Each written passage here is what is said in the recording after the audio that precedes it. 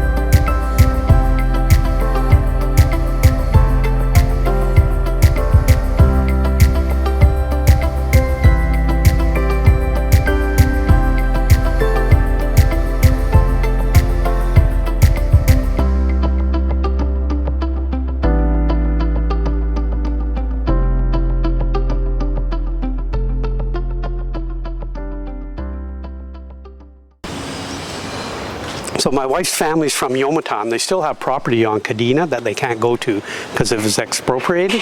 So that's where their family home is. And the night before the Americans landed on April 1st, 1945, you know how in England the Japanese squadron would go to an English home and have a Sunday dinner and, you know, be part of the family. So they did the same thing for the Japanese soldiers here. One of those Japanese soldiers that they used to give dinner to, and my wife's mother was 15 at the time, maybe the soldier was 18, so maybe there was, but anyhow, he came to the family and said, flee. And that was March 31st in the evening. So my wife's mother was 15 at the time. She had two older brothers. One was 17 and one was 19. Both of them were conscripted into the Japanese military. The one who was 19, he stayed and fought. The one who was 17, and he's still alive today, he's 96. Wow. He abandoned his post, carried his blind grandfather on his back for 3 months, and they fled north. Wow. The day the Americans landed, they cut the island in half. Most of the Japanese military were in the southern, and the civilian population were south. Mm-hmm. Everyone who fled north fared much better. They hid in the jungle, there was stuff to eat, you know, it's tropical, and the whole 10 members of their family fled north. They all survived. Wow. They attributed it to this one Japanese soldier said, flee, you know, and the 19-year-old brother who stayed, they don't know what happened to him. They don't know if he was killed the first day of the battle, the last day of the battle, or if he lived 2 months after the battle. He was just gone.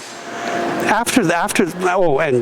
at that time, when they were fleeing, my wife's mother said they were people with their legs blown because the bombardment had already started.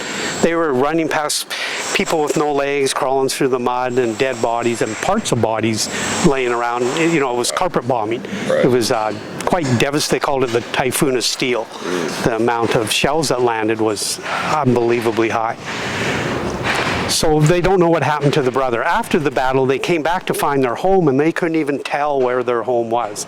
And the Japanese squadron that they would feed on Sunday night dinners or holiday occasions were going to make their last stand in the basement of their home.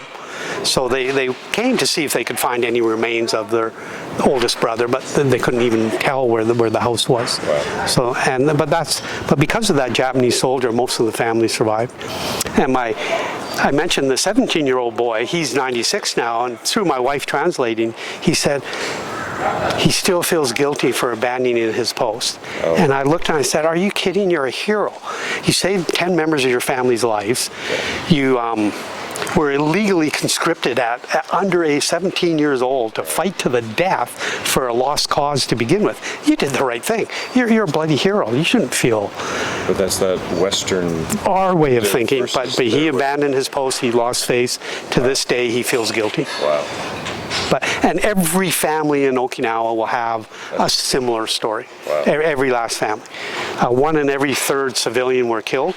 Some families were completely wiped out, but there were some. So every family in Okinawa can tell you a story about how their family survived the war or what happened. And I think one of the things that's amazing about that story is that because the Okinawan population has such a long lifespan, you still have people who lived through it who are still around to tell the story directly. And then these people are just starting to die. So there was a movement that started about 10 years ago to start writing this oral history down, and they're starting to record a lot of these stories for to preserve them for the future. And it says a lot who the Okinawan people are. Right. What they went through. And we're looking at it happening again with the way the world is. And Okinawa is such a strategic place. If there are any superpowers flexing their muscles in the area, Okinawa is not in a good place to be. That crossed my mind after I landed here, and I hadn't really wanted to say anything about it. Well, and it's kind of underlying threat. Yeah. That will always be here. So that's my one concern about living here. Well, it's kind of what the South Koreans live with their neighbors to the north, what Taiwan's been living with, and you guys are in the same And boat. North Korea will blast off a missile this direction every now and then. They said a ballistic missile will take about 14 minutes to get here from North Korea. But yeah, we should go in from the front. This is so they would bring the saltwater, the deep water ships into Tamari, load all the goods into the river boats, and the river boats would come up the river here, right up here, to bring the goods to Shurijo. So, how Shotokan and Chayon-Ryu, they have kibodachi? Yes. So it's horse riding stands. Yes. So kibodachi, in Shuri they were kind of nobles, they had lots of money, they all owned horses. So there is no kibodachi in Goju-Ryu or Tamarite, right? So Goju-Ryu is mostly sanchin-dachi. And this is the ocean-going ships that were in the ocean. So this is the kind of stance you would need to be stable on an ocean ship. In Tamarite, they have either the T stance or Nekowachi-dachi. And this is the stance, the river boats were narrow at the end, and this is the stance, and in Vietnam they still have this. This is the stance that you might use at the back of the river boat. So the stances between the three, Shurite, Tamarite, and Nahate, kind of, they blend a little bit, especially Tamarite and Nahate with the Shikodachi and the Sanchin-dachi, but basically Kibodachi is from Shurite, Sanchin-dachi is from Nahate, and Nekowachi-dachi, or the T stance, is from Tamarite. Wow. Urban legend, I don't know, but this is the story I was told. Oh, that's great. So when they're bringing the river boats up, this is Sogenji, and there was a huge temple here that got destroyed during the war, but they would always stop and pray homage, going either way, front and back.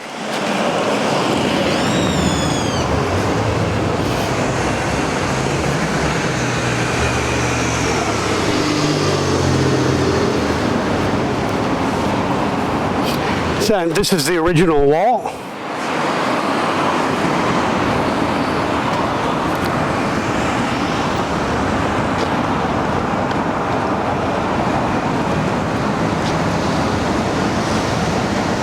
And it's got some English, so it was destroyed in 1945.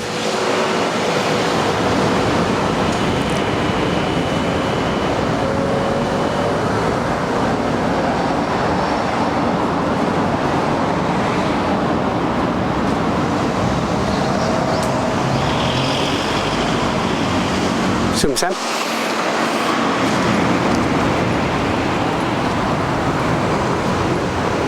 Here. There was a lot of fighting during the war in this area, and you can still see, if you look, you can still see where shells were hitting, like this was a larger shell, and you can see where bullets, you can see the chunks, a lot of these were from bullets. Yes. And they rebuilt the gate, but there was a huge temple inside of this. There's kind of a movement to rebuild the temple. Like Shurijo was destroyed during the war, completely destroyed. They rebuilt it and then it burnt down. But people were crying. So the damage you see, like this, This is from different size shells actually hitting the wall.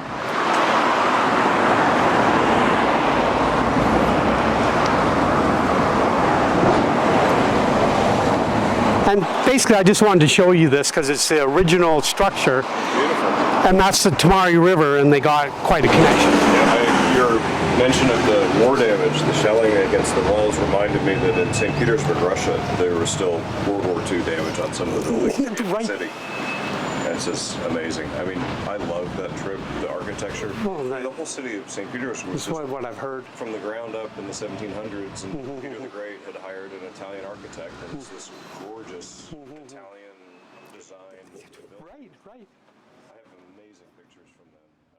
Well, they burn a lot of incense. Maybe it's coming from, there's a local prayer spot right here by the shrines. Or it could be my wife burns the incense constantly. Yeah. And I love the smell. She has this motobustion scent that she uses. I just love it. Yeah. And it's cleansing and healing. So they put these two monuments right in the park here. This is the local prayer spot. The smell's coming from somewhere close by. Yep. So this has nothing to do with this, but I'll talk about these are the, you'll see they all have these little stones where you either put the money or the incense, and the stone could be hundreds and hundreds of years old. There's one at Sefu Utaki, the most sacred place in Okinawa. Someone stole the stone. And we're all thinking, well, no, Okinawan would never do that, must have been a foreigner. But it was an Okinawan, and he said the spirits told him to take it. But 2 weeks later, he brought it back because he was feeling guilty. Wow. So, and it made the newspaper, and it's just this little old rock. At least it's a happy ending. Yeah. So there's something in here, but I don't know what the significance of this is. But they would just call this a sacred spot. This is what we came to see. So this one was just set in 2021. This one was set in 1958, and this is the one to. There's two people, and their names are right here: Sokon Matsumura and Kusaku Matsumura, who was the other one that, remember, you've noticed there was two? So he was probably the other one in the same courtyard, and I didn't realize the last time we were there. Okay. But I Googled, or I translated the nameplate, and it was Matsumura also. So I'm assuming it was the same guy. Okay. Kosanku. It sounds a lot like Kushanku, don't you think? Yep. Yeah. So this is the monument to those two gentlemen, and this is the monument to Socha Nagamine.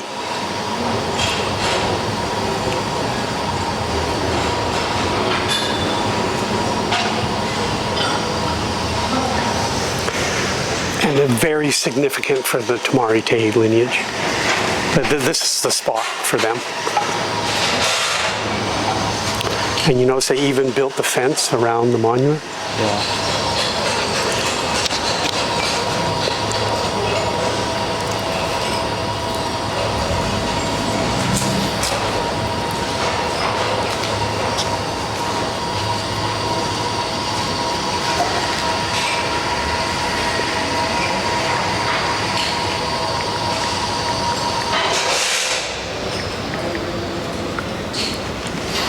I used to drag race.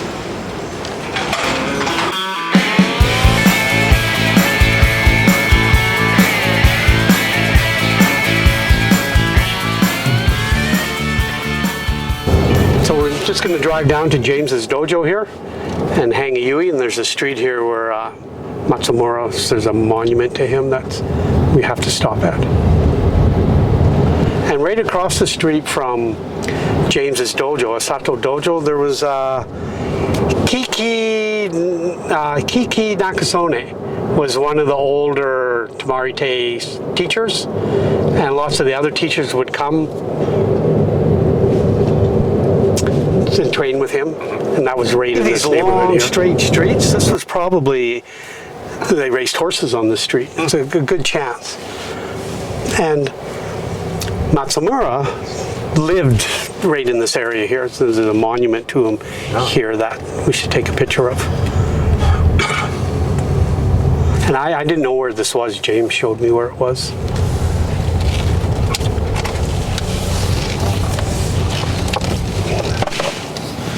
No one's coming. Just own it for a minute. Right in the road.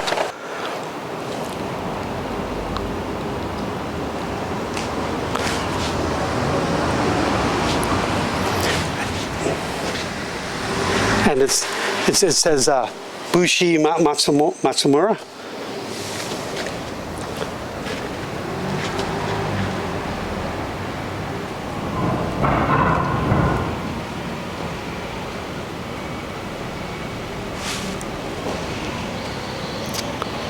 This is kind of a well-to-do neighborhood. The houses are by Okinawan standards. It's a kind of a ritzy neighborhood.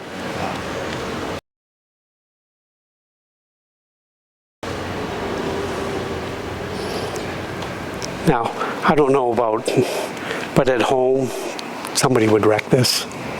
Oh yes. You know, yeah, it's amazing. or like the shisha, you just put them on. People would steal that. Mm-hmm. You know, Break them. if it's not yours, they don't take it. I know. I could have my wallet on the ground. I'll get it back with the money in it. I guarantee it. Yeah, it's amazing to experience. It's like oxygen. Well, and that's why we're raising our children here. You know, there's not the violence and the drugs and the. Morality issues. Well, they're more respectful and considerate here. And now we have our great aspects, especially America, you know, and Canada too, because we're brothers and sisters, you know, individuality and free thinking, and but which is our attributes that the Asians aspire to because they don't have it. We aspire to attributes they have that we don't have. Sure. So it's kind of like a yin-yang thing. We want to be them, they want to be us. Right, right. And it goes back and forth. It's the way it should be. It's a double-edged sword. Both sides of the coin.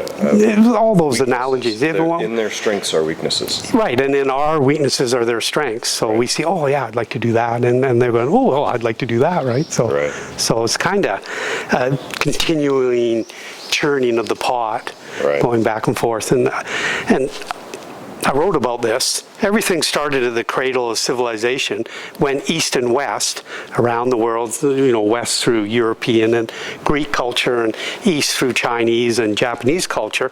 But now it's coming back around to the other side, coming from our cultures, and the Japanese is the coastal country on the Pacific, and Canada, America are on the eastern side, and we're kind of trying to continue that around the world. And that was one of the things I wrote for Sensei Kim, because we had to do theses and stuff for him. So that was one of my original ideas that I had presented it to him.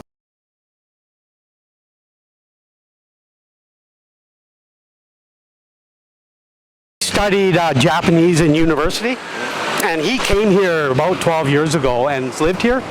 And he's kind of one of the ambassadors. We'll go across. He's kind of he's from England. And he's kind of one of the foreign ambassadors that really helps foreigners come. And he's one of the only foreigners with a dojo. Okay. So, like tonight, we'll be there at 7 o'clock, and there'll be Germans and from a couple Canadians, and who knows who else will show up. It's kind of and he used to have a bar across the street called the Dojo Bar, which was quite world famous, and it was a gathering place for the foreigners. It's a shame it's not there. Well, COVID killed it for him. I figured. No foreigners could come, and it actually hurt him. It hurt him a lot. Yeah. But health-wise, he's not running a bar, so he's kind of happy about that. I'm sure it was a lot of work running a bar and a dojo, but he's an astute martial artist, so knowledgeable in the history and the culture of Okinawa, and embedded in it because his wife is Okinawa, like myself. Sure. So I'm kind of following along on his footsteps, even though I'm a little older. And yeah, he's cool, super gentle, and very approachable. He will help anybody that asks. So quite a good guy to know.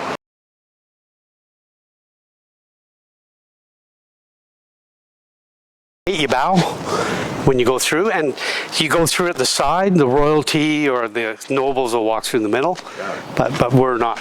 Well, I'm not. So you come in one side, you bow close to the side. And this is a smaller one, but the same rule kind of applies. The guardians. So most people don't know about this shrine, but you can see it here. So this is where the port was. And this is the people leaving and coming into the port would always pay. But there was a register here for foreigners coming in and out. So any of the foreigners would be registered in here. And apparently Anan has a register in one of the old 1700 books that they got in this place.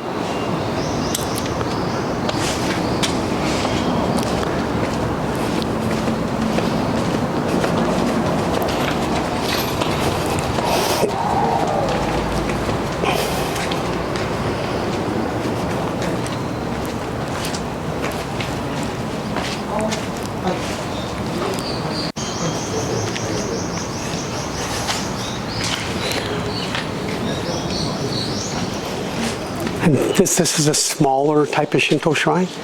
So these are all fortunes that people that buy fortune. And if they're good fortunes, they'll probably keep it on them. These ones are so-so, so they leave them here. And same as the little wooden blocks, they're kind of prayers. We've got a couple from other temples. We kind of use them like Christmas ornaments for the tree.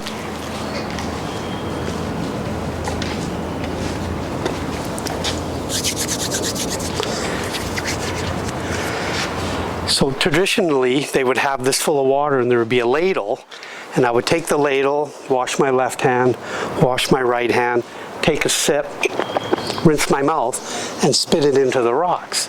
After COVID hit, and they realized a bunch of the Chinese tourists were washing, and they were spitting their water back in the water.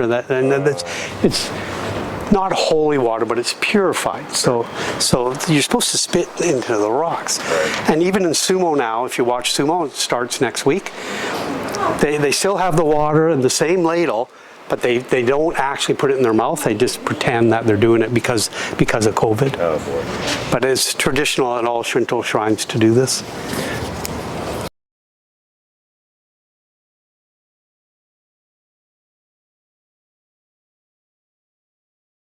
And when I mentioned about the turtle back, so even though this is a new style haka, you see the curve, the arch, that still represents the top of the woman's belly. And this is the courtyard where the baby would be birthed. Right. And in and out is and whence you came into the world, you go back. Sure. Life and death. So traditionally, only men are allowed to go inside of the hakas. The old ones are like a cave, they're pretty big. Only men. So, but times are changing, and my family's haka, they opened it for the first time 33 years, 2 years ago, when my wife's father died, and the oldest son deemed it okay for the ladies to go in. First time for our families. So every lady present went inside because it was taboo before. In sumo, the ladies aren't allowed to touch the sumo ring. They'll defy it. And you see after sumo, there's men standing there. Right. They're standing there to make sure no activist or feminist runs up and just, desecrates the ring during the tournament by touching it. So, but times are changing. Sure. And it was a big deal for our family. Sumo is interesting in that it's a much tighter integration between the sport and the martial art and, is it Shinto? The religious side of it. Well, they're the last samurai. They still wear the chomage. And so I've been really jaded with professional sports in the West, the way they act, the jive talk, the late hits, the injury, in your face, and I'm the greatest, me, I'm number one. They're professional athletes. This is no way to act. He watched the sumos. They're interviewing the champion, and he goes, "Oh, I was very lucky to win. My opponents, they were really good. Yes. You know, I will just do my best in the next tournament." There's never this self or demeaning of other. So I've lost interest in and MMA also, not because I don't like the sport. Football, I love it. I don't like the way the athletes act. Conor McGregor. Yeah, this is Hitotsu ankles.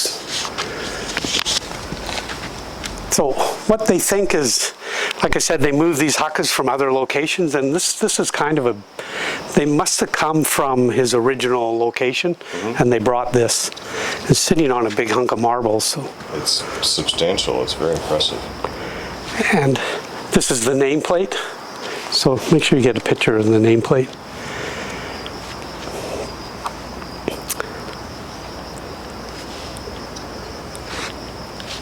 And he probably has a big family. You know, there could be 30 people here who come during It shooting. extends back around that side. This courtyard opens. He will end. Okay, so this is probably another family member. Okay. But yeah, I didn't realize this last time. Oh. But it's part of the same plot. Right.